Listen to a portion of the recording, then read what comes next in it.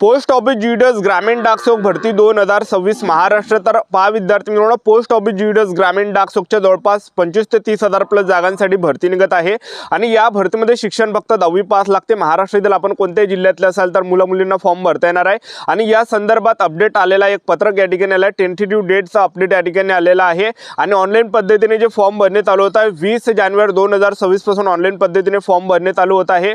4 February 2026 form भरणे शेवटची तारीख आहे आणि पोस्ट ऑफिस जीडीएस ग्रामीण डाकसेवक मध्ये सिलेक्शन होण्याचे जास्त चान्स आहे, कारण की या भरतीमध्ये कोणताही पेपर नाही, कोणताही यामध्ये ग्राउंड नाही, कोणत्याही मुलाखत नाही। 10वीच्या पर्सेंटेजवर आपलं सिलेक्शन होणार आहे आणि आपलं जर यामध्ये सिलेक्शन झालं तर बीपीएम पदामध्ये ब्रांच पोस्टमास्टर पदामध्ये पगार 12,000 ते 19,000 रुपये महिना भेटणार आहे। एबीपीएम पदामध्ये 10,000 ते 24,000 रुपये महिना भेटणार आहे। डाकसेवक मध्ये जे आहे 10,000 ते 24,000 रुपये महिना भेटणार आहे। सेंट्रल गव्हर्नमेंट जॉब आहे पोस्ट ऑफिस जीडीएस ग्रामीण डाकसेवकचा।